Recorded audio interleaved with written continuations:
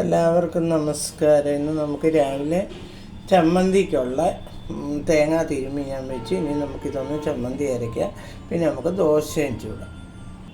അപ്പം നമ്മളെ തേങ്ങയും ഇതുമെല്ലാം കൂടിയിട്ട് 2 പച്ചമുളകും 3 ഉള്ളിയൊക്കെ കൂടിയിട്ട് നമുക്കിതൊന്ന് ചട്ടിണി അരയ്ക്കാം. പിന്നെ അതിന് ഞാൻ ഇച്ചിരി വെള്ളം ചൂടാക്കുന്നുണ്ട് അതിലൊഴിക്കും. അപ്പം നമുക്ക് ചീനിച്ചട്ടി അടുപ്പിൽ വെച്ച് ഞാൻ ഒരു തുള്ളി എണ്ണയും ഒഴിച്ചിട്ടുണ്ട്. നമുക്ക് ചമ്മന്തിക്കൊന്ന് കടുക് വറുക്കാം. ആദ്യം എണ്ണ ചൂടായി നമുക്ക് ഇച്ചിരി കടുക് ഇടാം. കടുക് പൊട്ടുന്നുണ്ടെങ്കിൽ നമുക്ക് ഇച്ചിരി കരിയാപ്പിലയും പിന്നെ നമ്മൾ കൊച്ചുള്ളി അരിഞ്ഞ് വെച്ചിട്ടുണ്ടായിരുന്നു അത് കൂടിയിട്ട് നമുക്കൊന്ന് കടുക് പൊട്ടി. അപ്പം നമ്മുടെ ചമ്മന്തി ഞാൻ ഇതിനകത്തോട്ട് ഒഴിച്ചു. നമുക്ക് ഇച്ചിരി വെള്ളവും കൂടെ ഒഴിക്കും.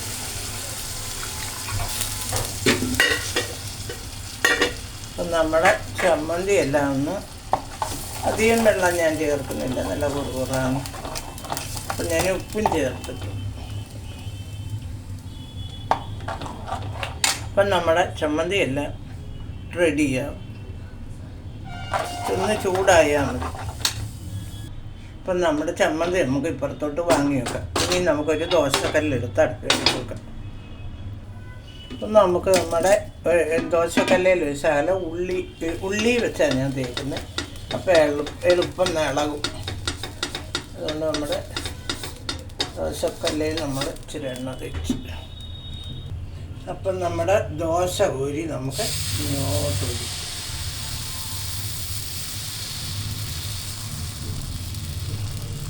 അപ്പം നല്ല കട്ടി കുറഞ്ഞ ദോശ വേണമെന്നാണ് ഇവിടെ പറയുന്നത്. കൊണ്ട് നല്ല കട്ടി കുറഞ്ഞ ദോശ നമുക്കുണ്ട്. അപ്പം നമുക്ക് ഈ ദോശ ഒന്ന് തിരിച്ച്. അപ്പം നമ്മുടെ ദോശ നമുക്കൊന്ന് എടുത്തിട്ടിട്ട് നമുക്ക് ഒരു ദോശയും കൂടെ ഇതിനകത്തോട്ട് കോരി കഴിക്കും.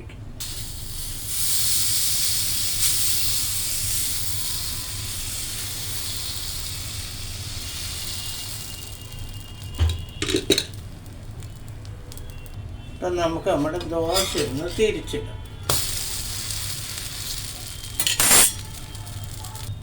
നമ്മുടെ ദോശ രണ്ടും നമുക്ക് വേറൊരു പ്ലേറ്റിനകത്തോട്ട്